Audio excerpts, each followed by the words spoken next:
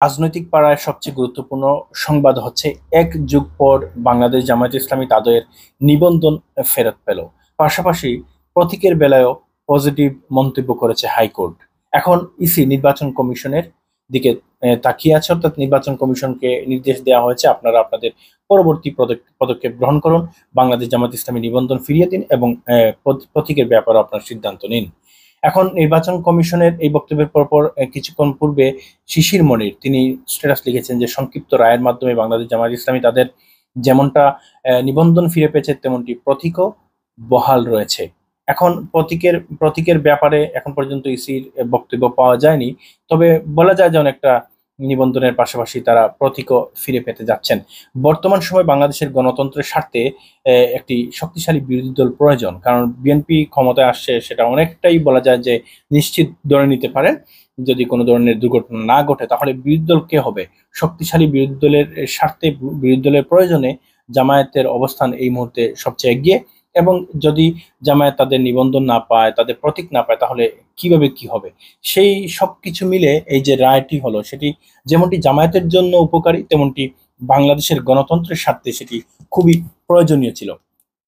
এখন অনেকে হয়তো জানেন না যে বাংলাদেশ জামায়াত ইসলামী তাদের নিবন্ধন কেন হারিয়েছিল।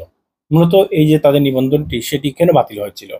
আপনারা জানেন যে 2009 সালের জানুয়ারিতে হাইকোর্টে একটি রিট আবেদন করেন তরিকত ফেডারেশনের সেক্রেটারি জেনারেল সৈয়দ রেজাল হক চাঁদপুরি, জাকের পার্টির মহাসচিব মুন্সি আব্দুল লতিফ, সম্মিলিত ইসলামী জোটের প্রেসিডেন্ট মাওলানা জিয়াউল হাসান সহ 25 জন।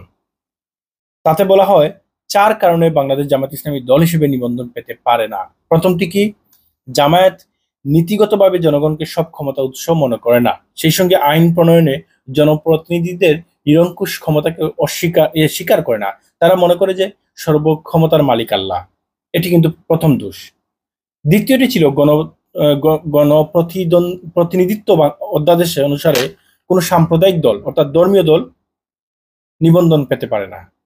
তৃতীয়ত হচ্ছে নিবন্ধন পাওয়া রাজনৈতিক দল ধর্ম, বর্ণ, লিঙ্গের কোনো বৈষম্য করতে পারে না, কিন্তু জামায়াতের শীর্ষ পদে কখনো কোনো নারী বা অমুসলিম যেতে পারবে না। এটি জামায়াতের সংবিধান আছে, এই জন্য জামাতকে নিবন্ধন দেওয়া যাবে না, নিবন্ধন বাতিল করতে হবে। চতুর্থ ছিল কোনো দলের বিদেশে কোনো শাখা থাকতে পারবে না, অথচ জামায়াত বিদেশের একটি সংগঠনের শাখা। তারা স্বীকারই করে তাদের জন্ম ভারতে, বিশ্বজুড়ে তাদের শাখা রয়েছে। এই 4টি অভিযোগ করা হয়েছে। প্রথম 3টি অভিযোগ সম্পর্কে জামায়াত বলেছে যে এগুলো আমরা হ্যাঁ আমাদের সংবিধানে আছে, কিন্তু চতুর্থ যে অভিযোগটি করা হয়েছে তারা নাকি বিদেশি শাখা, সেটি তারা অস্বীকার করেছে এবং তাদের নাম প্রথমে ছিল বাংলাদেশ জামায়াত ইসলামী বাংলাদেশ। এটাতে শাখা মনে হতো এরকম একটা শব্দ উচ্চারণের কারণে তারা সেটি পরিবর্তন করে বাংলাদেশ জামায়াত ইসলামী করেছে। তারপরও তাদের নিবন্ধন দেওয়া হয় নাই। এই আজকে বাংলাদেশ 1 যুগ পর জামায়াত ইসলামী তাদের নিবন্ধন ফিরে পেয়েছে। হয়তো খুব শীঘ্রই ইসির পক্ষ থেকে এটি ঘোষণা করা হবে এবং আগামী জাতীয় সংসদ নির্বাচনে মূল প্রতিদ্বন্দ্বী হিসেবে ধানের শীষ এবং দাঁড়িপাল্লা লড়তে যাচ্ছে সেটা অনেকটা নিশ্চিত। আল্লাহ হাফিজ।